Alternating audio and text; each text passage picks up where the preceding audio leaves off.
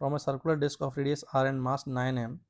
ये हमारे पास मान लो कोई सर्कुलर डिस्क है, इस पूरे का जो मास है वो है 9m और इसकी रेडियस है r। आगे बोला है इससे हमने एक डिस्क को कट कर दिया जिसका खुद का मास m है, रेडियस r/3 है, रिमूव कॉन्सेंट्रिकली। यहाँ से हमने इसमें कॉन्सेंट्रिकली एक अलग से डिस्क कट करके निकाल ली जिसका खुद का मास तो m है और रेडियस गिवन किया हुआ r/3। The moment of inertia of the remaining disk about an axis perpendicular to the plane of the disk and passing through the center। तो सेंटर से पास होने वाले प्लेन के परपेंडिकुलर इस एक्सिस के अबाउट रिमेनिंग पार्ट का आई पूछा है।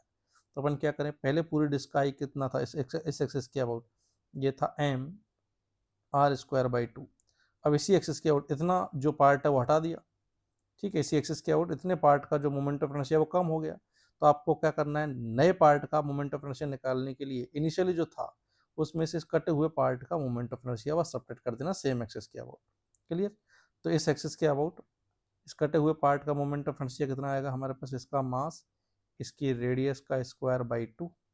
क्लियर। ये दोनों ओ एक्सिस ही हैं सेम, बस मैंने अलग अलग बना दिए, ठीक है। बस इसको सब्ट्रैक्ट कर दो तो ये हो जाएगा m r²/18 को इसमें से सब्ट्रैक्ट करेंगे, ठीक है, 18 एलसीएम आ गया तो ये बन जाएगा 81 - 1 m r²। तो ये आ गया 80/81।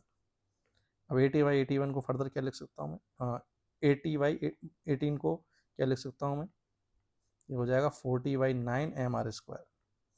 तो कटे हुए पार्ट का ये जो पार्ट हमारे पास बच गया है इस वाले पार्ट का इस एक्सिस के ओवर मोमेंट ऑफ इनर्शिया होगा 40/9। First option will be the correct answer.